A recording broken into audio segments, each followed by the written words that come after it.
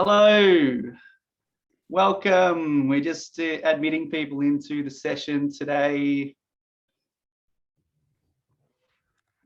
Got a few more in the waiting room. Welcome everyone. Thanks for joining us for today's session, our Venture Cafe and Macquarie University Incubator session on this Thursday. We're very lucky to have this amazing panel here from Macquarie University Incubator and from Macquarie University to discuss supporting mental health in the digital era, which seems kind of pertinent, having to shut everything down in the last day, and now we're all zooming in from home. So really thank everyone for making the time to come in and be a part of this today, and really value your contribution as well. So there will be opportunities for you to pop questions in the chat as we have our discussion, and to even take yourself off mute towards the end and ask some of those questions as well. Oh, there's Sherry, very good. Let's move through. Yeah, so here we are. Let me move through. Before we kick off, what we like to do is at Macquarie University Incubators acknowledge the traditional owners of the land. So we like to acknowledge the traditional owners of the Macquarie University lands, which is the Wadawurrung clan of the Darug Nation, and we acknowledge their and pay our respects to their elders past, present and emerging. I'm actually based here in Kurrajong, and we are also within the Darug Nation, so I pay my respects to our elders here. And what we do like to do is, if you'd like to pop in the chat, if you know the traditional owners of the lands of where you sit, feel free to pop those in the chat as well, because it's always nice for us to see, especially now that we're all zooming in from home, where you're zooming in from today.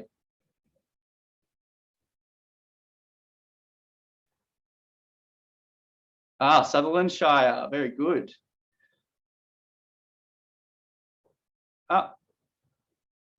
Para, nice one. Here we are. I just want to show you this picture. This is where I'm not here right now, but this is where we normally work in the Macquarie Incubator. And we just like to give you a bit of a vibe for what we actually do. So we are we run acceleration programs. We are the incubator for Macquarie University. We have startups that come in and join our incubator externally from the university, but we also deliver programs for our students, and we work with our researchers at the university. And you can kind of think of us a bit like the beating entrepreneurial heart of Macquarie University, and that's how we like to position ourselves. So while we deliver programming to help all of these different groups achieve what they want with their business and with their aspirations, but we also act as a connector.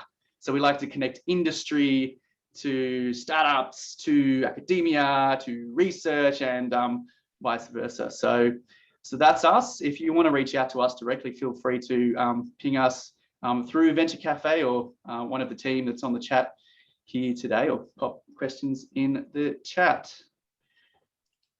That's my presentation. Woo, exciting stuff. Now let me stop my sharing.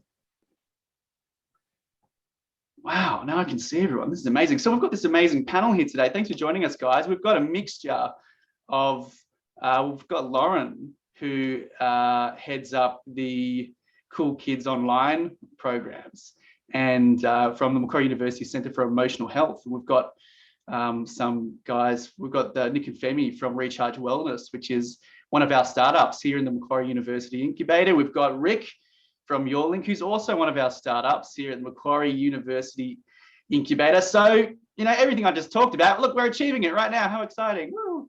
The reason we wanted to get everyone together for this conversation, because it's something that is becoming very pertinent for us in the areas that we work at Macquarie University, as you can see from some of the research that's coming out, but also with more and more of the startups that are coming into the incubator, starting their businesses because they're seeing these challenges, and they're trying to address these challenges and these gaps within the mental health sector.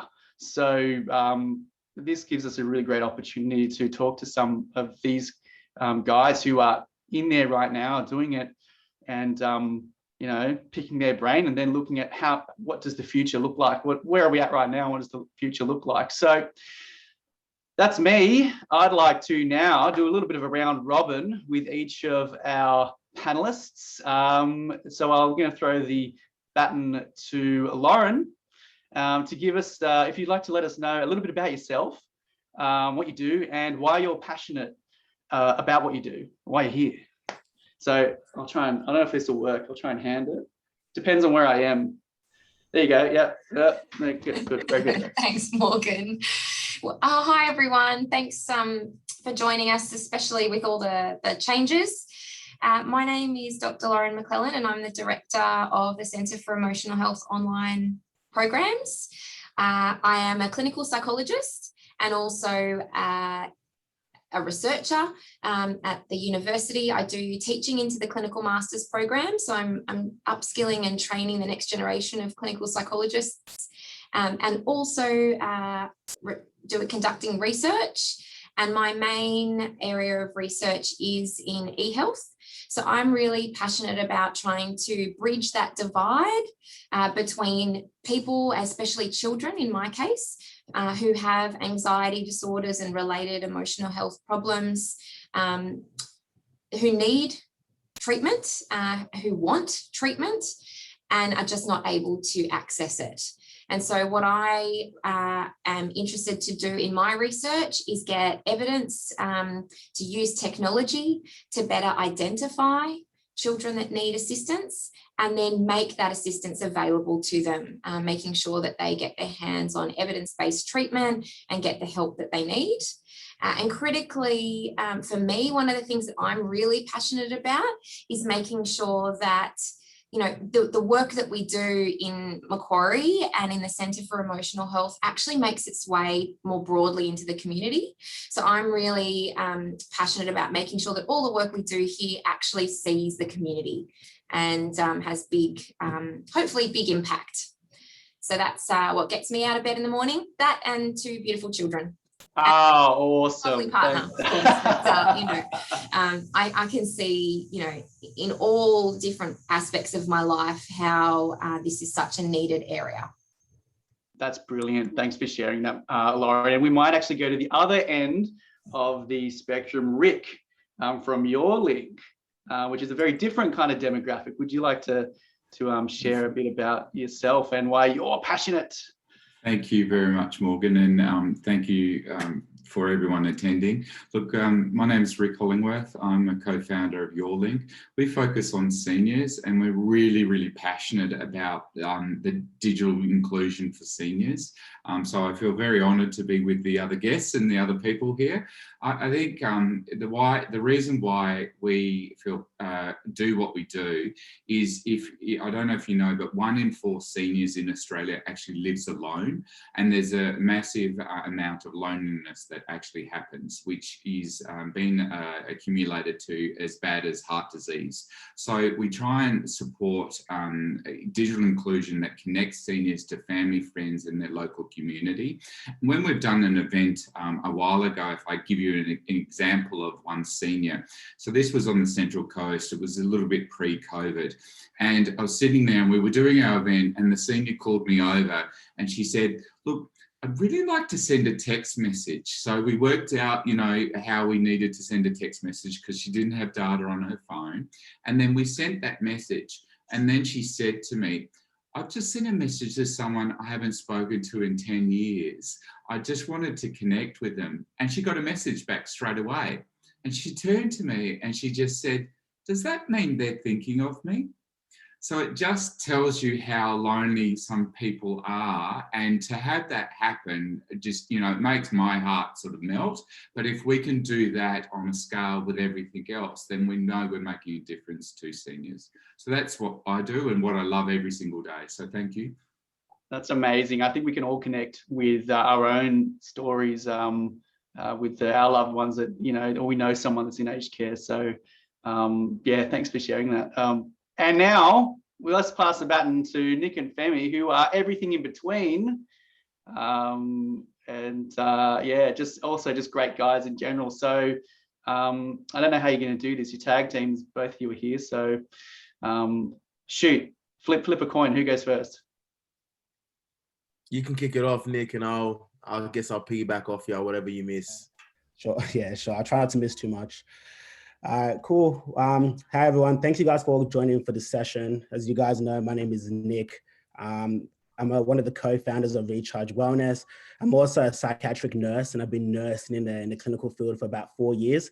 I come from a family of all psychiatric nurses. Mental health has been something that I've been taught from such a young age, but originally not trying to follow the kind of trap of my family. I try to be defiant and be like, I'm going to do my own thing. I'm going to be an accountant, or I'm going to do something in health science. But then slowly my parents are like, I know you're going to come back to us. It's just a matter of time.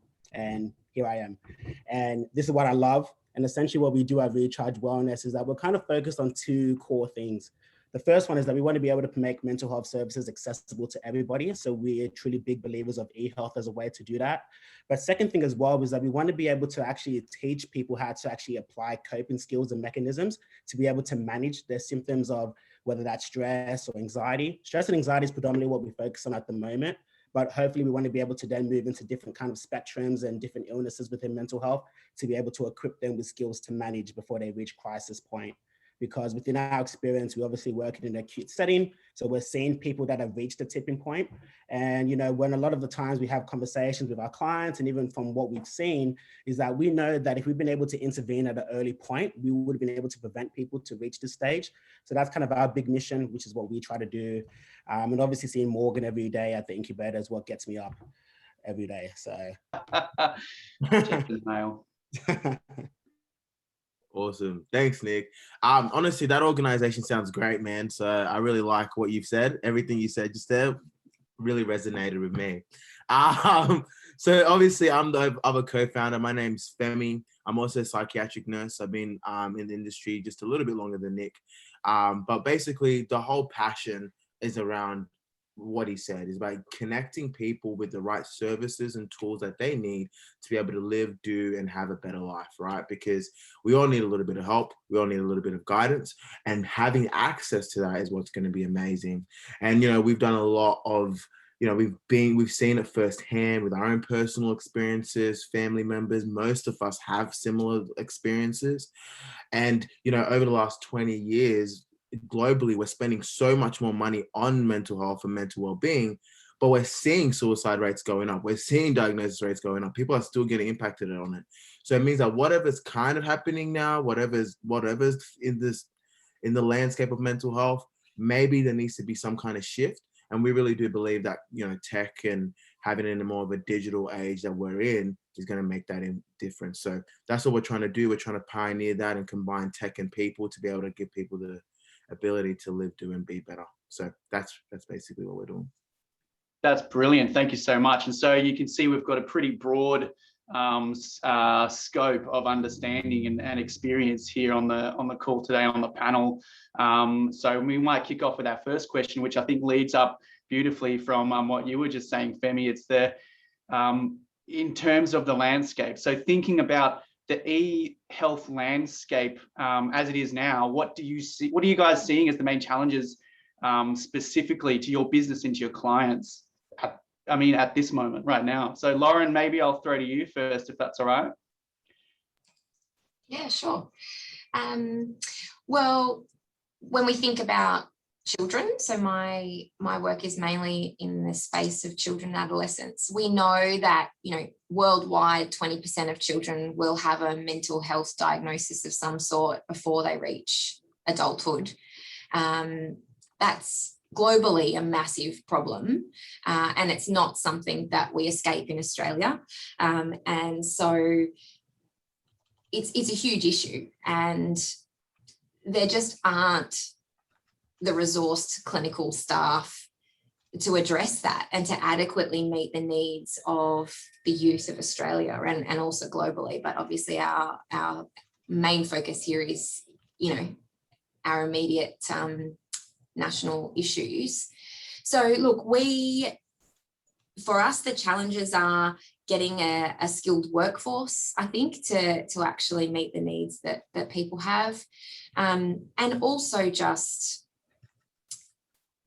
there being a real barrier around identification. So there are many, many barriers that mean people experience mental health issues, especially children, and then getting them to the services that are going to get them the skills and support that they need.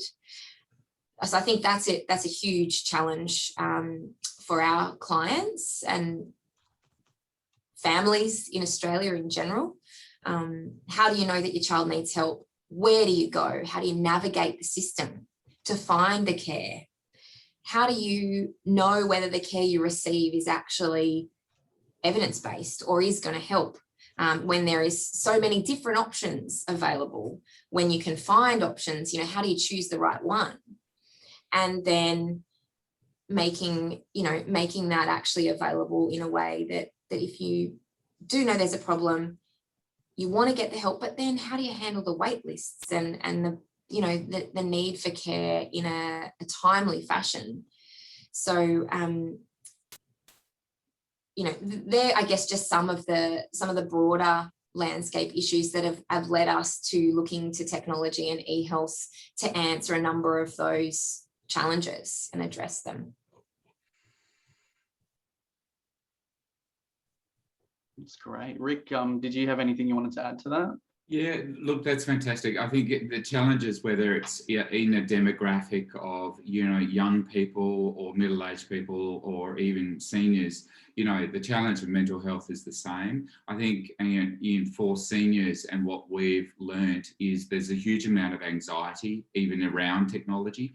There's got to be a lot of education on how to use that. They're worried about security. How do I use this? Sometimes they don't have access to it.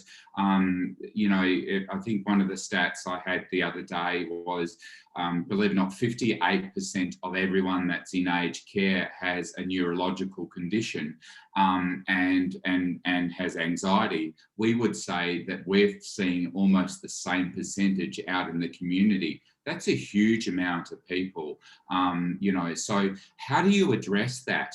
We're not going to ever have enough resources or trained people to do that. So what are the tools that are going to actually help us cope? So I loved it when the guys were telling, well, what are the tools that are going to actually empower people so that they don't get to that crisis point? So we just got to get better at that, and to then put it into the universities and be trained that the new cohort of psychologists coming out know how to do that and can implement that, and the medical fraternity they're not shunning away from that. It's actually part of the solution.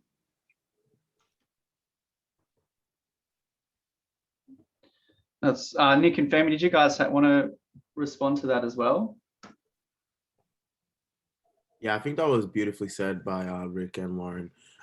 Just to piggyback off it as well, is like there seems to be across the board a need for higher literacy amongst what mental health is, right? In terms of not just conceptually, but experientially as well. How do they actually apply it to their lives, and what do we need to do to be able to make this an easier experience for themselves? And like Rick was saying, it's, we're not going to have the human resources to be able to do that. So what do we need to do? So obviously it's looking like the best option's got to be some kind of technological intervention to be able to make this applicable and accessible for everybody. So I don't know, I feel like we're really big believers that the solution is going to be a tech plus people based solution, because you can't eliminate humans from this equation. But I think that having some kind of like a tech base would make a huge difference, and giving people the awareness and the literacy that they need to be able to do this for themselves. Yeah, absolutely.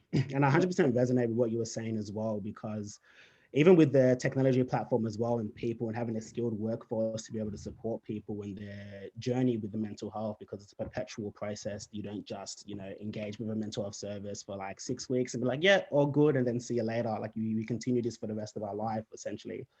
And I think that one of the big things as well that we're really, really trying to do, and we believe that technology can support us in doing, is actually increasing the engagement in services. Because what we found in the community, especially with psychologists doing such a great job, but like Lauren was saying, there's obviously a cap in how much they can support, and then we see people that are on waiting lists, You know, we know our mental health is fragile. They've just had a very open and vulnerable conversation. So how do we support them until their next psychology appointment or their next, you know, when they might be feeling quite vulnerable or at risk, you know, what do we do at that point? So along with what all you guys have been saying, Rick, Lauren, and Femi, I think that I want to be trying to move towards, well, how can we make sure that with e-health or with technology, you know, during this time, like, here are some tools that you can utilize. This can actually keep you engaged in the meantime, let them understand what this kind of recovery process is going to look like so that we can see higher success rates and better outcomes when people are seeking treatment. In terms of that drop-off that you were talking about, is that, because when I was a kid, you know, everyone was always talking about there's this real stigma with mental health and, you know, people don't want to talk about it, particularly in men, but everyone in general. Is there enough being done at the moment around addressing that stigma? Or do you think, is that still an issue? Or do you guys think that we've nipped that in the bud and now we can move on to implementing all this amazing tech and yeah? No, I definitely don't think that we've addressed the stigma with the mental health. I mean, we already know that from research that was actually done by the Black Dog Institute, we already know that 54% of people don't engage in health-seeking behaviors. So we already know that a lot of obviously stigma is not the big reason as to all of it. There's obviously a lot of different factors like culture, limited access and things like that. But stigma is a big theme that comes up all the time when we're trying to encourage people to actually engage in mental health. Like, even from us being a digital platform, you know, we have consumers that come reach out to us and then like, you know, I don't really want to talk about it. I was just speaking to a client the other day that said, I had to delete every interaction that we've had because I can't let people know that I'm struggling. So I think that we're doing a great job in terms of, like, you know, providing education. You know, a couple years ago, no one was really talking that much about anxiety and depression, but we can see they're now coming a bit more to the forefront. So there's obviously some progress there, but there's definitely a lot more education that needs to be done. There needs to be a lot more empowerment. There's a lot more awareness about what's available. And the normality of mental health, definitely a lot more needs to be done in that case. Lauren, I was wondering if you had any insight into what was happening in schools in terms of promoting mental health and, you know, getting kids talk like, the first steps we'll be talking about it, I guess. Is there anything that you can think of that's happening at the moment that could be improved? Yeah, look, I think for children, in terms of where kids go and where parents go for support, we know that there's a kind of split in terms of where they tend to gravitate towards. Obviously, there's like a huge proportion of people that will access health services, but then a really large portion that will access school services. And so the school is a really important piece of the puzzle in reaching families. And we need to think about what schools do. You know, from a broad perspective and a societal perspective, you know, schools already do so much. You know, the partner of a high school teacher will tell you, you know, there's a lot that teachers need to do. And I think it's not always the answer. We know, broadly speaking, that schools already do a lot. There's KPIs around wellbeing. You know, teachers often do see a lot of these issues and are really critical gateways for identification of problems in children and families more broadly. So just like there are many touch points in a family's life, the school is going to be a really critical place for literacy around mental health, normalising mental health and wellbeing, giving all children skills to manage and handle stress and anxiety and other things that are going to be part of life. But I also think, you know, and early intervention, I guess, is where the school can potentially be a really powerful context for support. But also, you know, there are complications around the answer being always at school. Teachers are really overworked. They do a lot. They've got, you know, a whole lot of things that they need to manage. And so, you know, I think it's an important piece of the puzzle, but I think we also need to think about other opportunities for getting services to kids and families and not just loading everything into the school environment, because I feel like we can run the risk of watering down the effects because there's already so much that needs to happen. Just like, we can't just think about this as a psychological area, broadly a societal area as well. So I think it's a critical gateway. And I think it would be great if we could support teachers and upskill teachers and school staff to know what to look for and empower parents, and potentially be a gateway, just like, medical practitioners could be a really important gateway to getting people into appropriate services and helping them through that process in navigating the system. Absolutely. I was just thinking that in terms of COVID as well, it makes it even trickier again. The schools are trying to manage how do we go and teach online to try and have that connection as well and load themselves up. That would just be a nightmare. But on that note, in terms of COVID, I'd love to just pivot a little bit and get a bit of an understanding about what's happening with your businesses and what you guys are seeing as either the risks or the advantages associated with your projects in this time of COVID, like, when things change like that.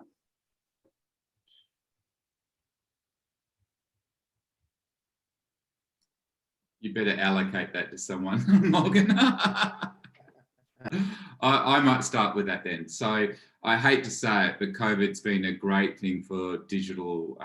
I don't like using this word, transformation, but I'm going to use it for really starting to actually try and get the digital journey happening a lot more. Where before, I think one of the very large clients we work with had a survey to everyone that came in and got services before COVID, and they asked, do you want digital inclusion as a service? And it was 50%. Post-COVID, or really we're still in COVID, so I don't know if I'm going to say post, then it's now sitting at 90%. So there's a good indication of what's happened.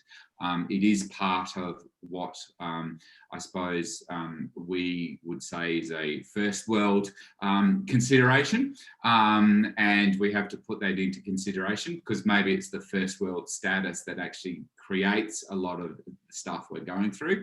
I think, so COVID has created that opportunity where people actually understand that this is part of the journey of keeping people safe at the moment. So that's been a big change for us.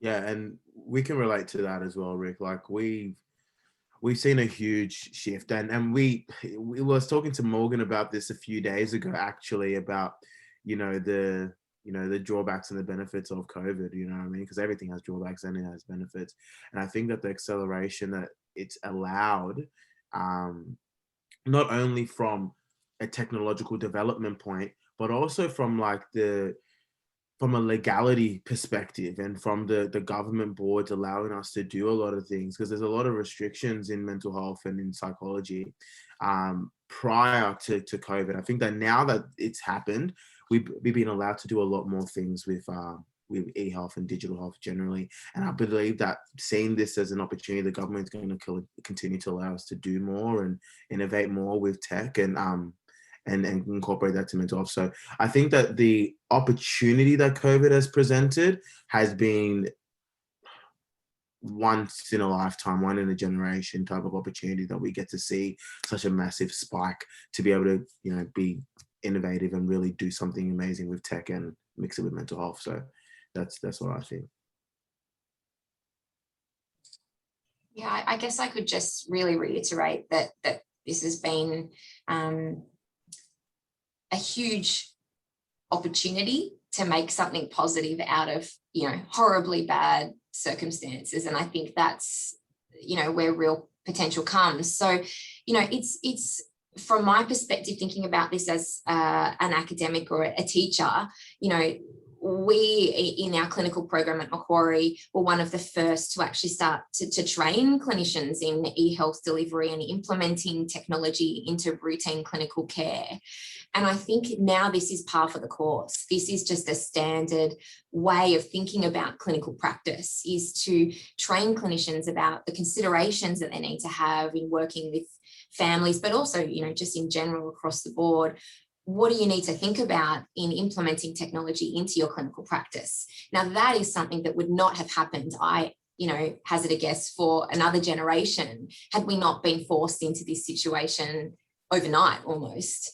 So there's a real willingness on the part of clinicians and also on the part of clients to see this as an equivalent mode of care and a really, important way of or accessing help.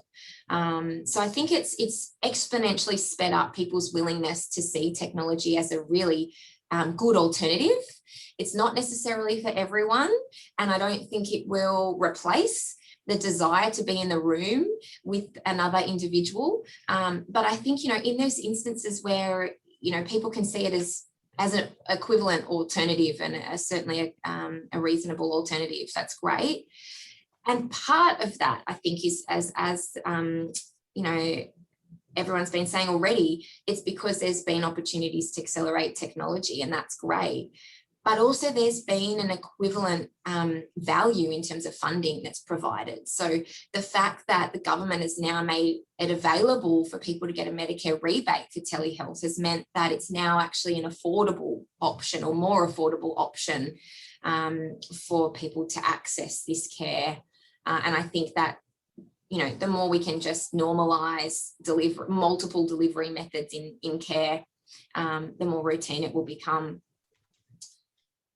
So I think it's a way of making something positive out of this. Well, there's some great questions coming through on the chat, and we've got some experts in this field, especially Lauren, and it's getting down to, how can we answer, how does technology, can it specifically, what mental health can it address? And I think that's a great question if we wanted to tackle that and get, do some audience participation. Yes, who asked that question? Do you want to jump in and ask? Take yourself off mute. Hopefully they haven't gone. That's okay. We can. Why don't you just go for it, Rick? Well, so from my aspect, I'm going to say, look, I firmly believe that using technology to connect you to family, friends, but also to the things that you're passionate about can help with depression. And, there are some studies, clinical studies externally that says technology can do that. There needs to be a lot more clinical studies and with real rigor. And Lauren has the expertise to, discuss, and the university would be the area where you can do that. But in my field, I have no doubt about that, especially for people that are regional or are isolated. It is also, technology is an enabler, and the enabler is to actually get you maybe into the career or get you to do the things that actually will help your mental health. So what are those tools? What is the design? And the most important thing to me is the actual design of the technology. So for example, something that would work with my cohort and with seniors is not going to work with kids, and it's not going to work with middle-aged people. So you need to design it that's appropriate for the different generations. So that to me is really important. And trying to tackle from my area, it's the unknowing. So a lot of the older generation are very stoic, and it's like, oh yeah, just tough it up, we'll just get through that. We got through the war, this just, this is COVID, whatever, we've done worse. So but it doesn't mean that you mightn't feel really depressed and lonely because no one's come to see you. If you look at the stats too, in aged care, 40% of everyone that's in an aged care home does not get a visitor all year. I mean, that's just shocking. So I think we've got, technology can be used to address that isolation and that depression. So that's just from my point, and I'll hand it over now. Lauren?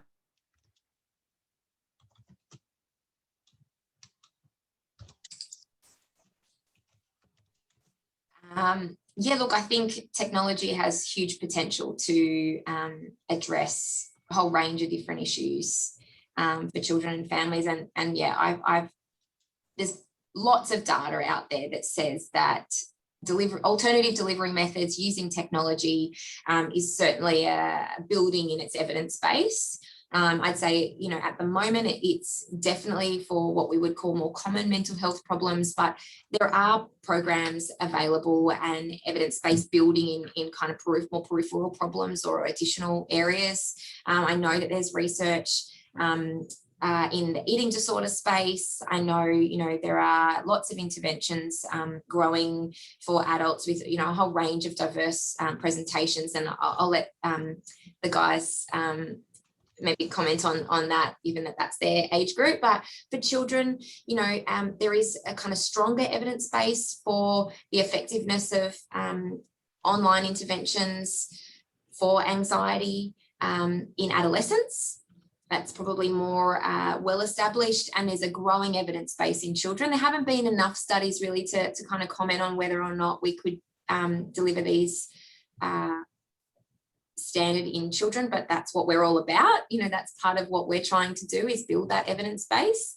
And certainly in the adult space, there is a huge body of literature that says that e-health is effective in treating common mental health presentations. More broadly, things in terms of pain and pain management and medical presentations. So there is a huge growing field. And I think it's almost getting to the point now where people would say, now we know it does work. Now it's actually about figuring out how we can make it work best and how we can roll this out on scale. And I think that's something that we're all passionate about on this panel, is taking that evidence base and saying, okay, now let's get this out there, and how can we make it have the biggest impact? And what are the roadblocks to actually rolling this out more broadly, given that there is an evidence base and many programs that exist. So I guess maybe I'll throw that out there and hand over to the other guys for more comment. Yeah, absolutely agree. And our particular target market at the moment is adults. And like Lauren was saying, a lot of evidence that's showing great outcomes. Even with what we're doing, we've seen some great outcomes at the moment. Of course, tech hasn't been the sole kind of solution to be able to do this. Of course, it requires a lot of people to be able to facilitate this, but we think that tech is like a great driver that allows us to reach a lot more people, communicate with people a lot more frequently. So we've seen incredible outcomes. And I think for us at the moment, I think it's going to serve really well in us being able to kind of deliver a lot more education and awareness around mental health and, really breaking that stigma. So like Rick and Lauren were saying, like mental technology has just been a huge pioneer in the success that we've had at the moment. But how we do that at scale, if we're talking about trying to help all the people that are experiencing mental illness, that's going to be a bit of the challenge that we're trying to navigate. But you've seen some great outcomes so far. And I noticed, Susan, your comment in the chat, your 13-year-old niece suffers from anxiety and often unable to attend school, but lives 100 kilometres for any clinical support. So that's exactly the kind of situation where Lauren's work can be really helpful. So I think Sherry's going to send you a link in the chat for some more information on how you might be able to connect with Macquarie for your niece. I just wanted to, there is another question in the chat, which is great, from Gregory, and it's quite pertinent. I was reading an article the other day about how 9 out of 10 health apps harvest user data, which is really undermining, you would think, of the digital solutions. How can, what's Greg said, how will the need for higher trust influence the ability of digital solutions and services to address these challenges? So thinking of privacy, security, communication, and potential complexity, what are your guys' thoughts on these growing concerns around data privacy, and how can we ensure that if you're delivering a digital solution, that first of all, your data is secure, but also that your clients have got confidence in using that service? Who wants to grab that? I might start with that one then. So that is a great question. I think it's like anything, it's trust. And, with tech, you do have to read the small print. It's like almost looking after security, and that is, you like to find out, well, is that a trusted app provider or developer? Are they known for producing really good apps? Are they a trusted brand?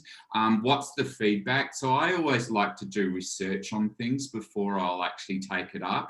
I want my data to be private. I really do. So that to me is really important. It's also, part of mental health, I view, is trust. You're trusting someone with your inner thoughts. And, to me, that is not something that should be marketed towards or be used, so Dr. Google just does not cut it for me on this. So that type of thing is really important. And that's also why, in a way, using a telehealth to a psychologist, you're actually, it's not, you don't record it, but it's actually then just this personal connection that you're going to have, and you're not, I wouldn't record anything. So I think designing the actual tools and how that interacts with people is really, really important to maintain that trusted relationship, because that to me is just crucial. So I think that's a fantastic question. Yeah, I'm happy to add a little bit there. And just, I guess it's also about spreading more knowledge, that there are actually guidelines and standards that people should be following in terms of best practice for e-health and telehealth, in terms of clinical practice. I think this is critically important, that the community understand the difference between psychological services and business, and, that there has to be a really clear explanation around consenting to, being clear about what you're consenting to and what you're not consenting to. Clarity of all of this stuff and transparency is really critical. If you are thinking about looking to e-health for a solution, for psychological assistance, I think that's not to say that business can't be part of this, but I think there has to be really clear and transparent information about what is being collected, where it's going, what the priorities are. And for me, my priority is also around evidence-based. So being clear about on what grounds, you can actually deliver this with confidence, and how you can be sure about what you're receiving. But also I think there is a kind of part to play for the government. And I think because there is such sensitivity around this information, I would actually love to see clearer government regulations in place around the provision of and use of e-health in psychological care. And there are some guidelines, but I think more regulation around that, so that the community can be safeguarded around the care that they're receiving. Obviously, there's much red tape whenever you talk about regulations that will come with some negatives as well. So I do raise this just as a comment and a question for how will we move this space forward. Is regulation one of the things that might assist? It may also reduce speed and change and innovation and things like that. So it comes with its downsides, but maybe that's worth a discussion. But certainly some government oversight. And I think the real potential here is if the government was to develop infrastructure that could be used, it would remove the need for people to see this as a way of sustaining the costs to maintain a technological platform, or support all the costs. There are so many hidden costs in developing e-health solutions that many countries, Scandinavian countries for example, the government provides a technological platform that programs can utilize, so that there is almost like a virtual place where anyone in the community can go, whether they're a child, whether they're an adult, whether they're in a more of an aged care setting, and that can be a common ground. And that takes away all of this need for individual organisations trying to fund these technological solutions. So I think there are lots of conversations we could have about multiple solutions to the challenges, and I think hopefully there is some really groundbreaking innovation, and COVID may help with that, because certainly the government is now putting a lot of money into alternative delivery methods for care, and I think the costs will come around these kind of separate solutions, and it is hopefully possible to streamline some of that, not only for cost saving, but also to reduce the risks around separate entities and lack of clarity around the guidelines that those separate entities might use. Yeah, just my thoughts for today. I completely agree with you, Lauren. And I just wanted to just add one quick little point as well. One really quick little point. So it's like, if we're looking at engaging with all these e-health services and technology services, and you're not too familiar, it'd be really wise to, speak with somebody that has a bit more kind of expertise navigating the vast savannah that is mental health in Australia and technology and e-health in Australia. So the same way, like if you're not well versed in financial services, you probably ask your accountant. So it's not irrelevant to be able to ask somebody that you feel has a bit more expertise in it, that can say, okay, well, this app is good, this isn't, this is for this is for that, and then you can make the best decisions from there. But there are a lot of issues in regards to confidentiality and privacy that need to be addressed, and I think that's an excellent idea, Lauren, in terms of having some kind of marketplace or some kind of like base that everyone can be on the same playing field, that we know that it's safe. But until then, I think that, it's important to do your due diligence in everything you do, especially when it comes to your own health. That's awesome. And also, funding as well, like some base, massive, like you were talking about, Lauren, that would be able to support all of these initiatives as well, and not provide just financial support, but other things like what we do here at the Incubator. There is a great question in the chat from Ruby Campbell. I'd like to throw out there. Ruby's asking if there are any R&D initiatives in blended approaches to mental health programs, i.e. in person and online. I think there might be some experience here on the panel. So on your buzzers, who's first? Yeah, we got an R&D grant for exactly that, but I'll let Nick, he seems more excited to talk about it, so I'll let him jump on. You've kind of already taken away everything that I was going to say, so it's like not much to it. Yes. In answer to your question, Dr. Bibi, yeah, there are grants for it. We've been fortunate enough to be able to get one. And what that means for us now for the next 3 years, the government's actually allowed up to 500,000 as a limit for us. So every time we're investing into more research and innovation into how we can actually deliver our service better, some of these expenses that even like Dr. Lauren was talking about, we can actually be offset at the end of the financial year because of the R&D incentive. So it's been really, really helpful for us, especially in trying to grow this, but also cover some of the costs that are associated with trying to expand this e-health service. Yeah, and I mean, in terms of the child space, there are some programs that have been evaluated on blended care.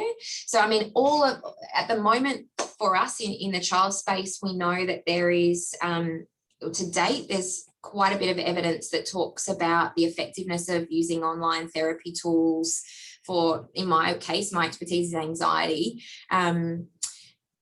using online therapies. Most of them that have an evidence base include some therapist guidance. And so some of the work that I've been doing is initially to establish, do these online interventions work with support?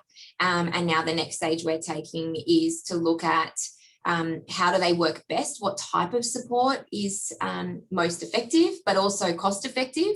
So trying to get that balance right between bridging the gap and looking at the costs and the available resources that are required to deliver services to the community on scale, but then also pitting that against the benefits of actually connecting, whether that be around engagement, accountability, problem solving. We like to think that the kinds of things we're presenting in therapy are not rocket science. However, if these things were easy for people to grasp, there wouldn't be a need. There wouldn't be, you know, mental health problems. So, you know, we have to kind of get that juggling act right. And so part of the work that I'm doing at the moment is to try and actually get some data and evidence around what are the best models of care using e-therapy for child anxiety. And there are equally studies that have already been done looking at fully self-guided programs where there aren't contact points with clinicians, but then others that are fully blended where, you know, sometimes even the clinician, you still get in the therapy room with the client, but they do some work on the device. And then the clinician is there to actually guide them through other components. And part of what we're doing is in the next phase of our rollout, we're trying to look at what clinicians would actually like, what consumers would actually like. And so we're not just using our science hat around what the evidence says, but also engaging with the market and saying to clinicians, what would actually help you? You know, they have huge wait lists. So could we use eHealth as a strategy to deliver some evidence-based early information to manage wait lists, to bring that down, and then, roll out assistance, or then bring in the people that still need support. Someone suggested also using it as between session assistance.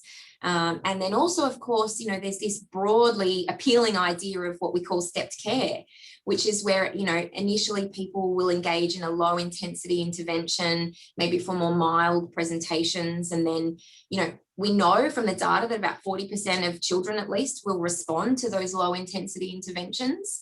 And then those that still need support will be stepped up to more intensive interventions and then access care maybe in person, while still using the skills that they've learnt through low intensity support.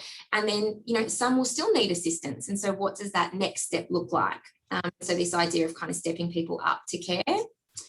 Of course, there's still much we need to know about, you know, when do we step people up? How do we do that? What are the right models of stepped care, and how do we fit interventions into that? But what we're all about is trying to balance getting an evidence base with real world solutions that incorporate consumers who will be clients and clinicians, so that we can develop models of care that can be useful, broadly useful. So yeah, we're really keen to get that juggle right. Nice one. Ruby, it looks like you've got another question. Would you like to take yourself off mute and ask it? Join the panel. No, not really. You're doing a great job. Ask away. Not a problem. Okay, so in my best Ruby impersonation, thank you so much. It's reassuring to know what might be a recommended program for teenagers, say 14 to 18 years old.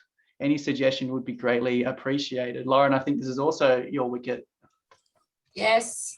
Look, it depends on the difficulties that the teenager is experiencing, or young adult is experiencing. So we have in the clinic at the Centre for Emotional Health, we have a program for teenagers that are experiencing difficulties to do with anxiety. So that is certainly something that's an option. Unfortunately, because we don't currently have funding to do that through research, it's a fee-paying service. But the reason that we've gone down that path is because actually at the end of our trials, consumers were saying, don't just have this disappear. We want to still be able to access it. And so at the moment, it's a fee-paying service, but families are now able to access that with a Medicare subsidy. So until the government pulls the pin on telehealth as a mental health care plan option, that can also be used. But obviously, yeah, it just depends whether anxiety is the main issue that teenager is experiencing. But there are other programs available as well. So happy if you want to shoot me an email. I don't know whether, Morgan, we're popping up our email, but yeah, if you want to drop me a line or let me know what your email is, I can connect with you and we can chat through more options, specific options. Might get Sherry to put something in the chat for you.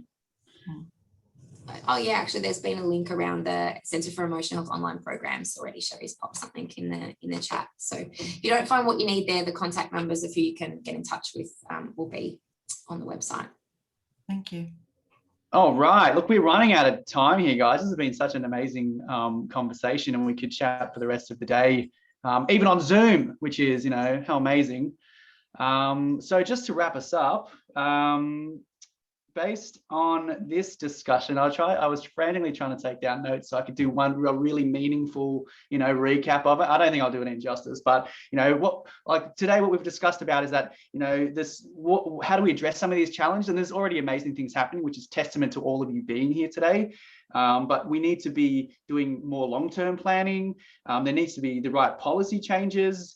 We need to have some connection to government with a clearer government guidelines and regulations, particularly around data use and also funding.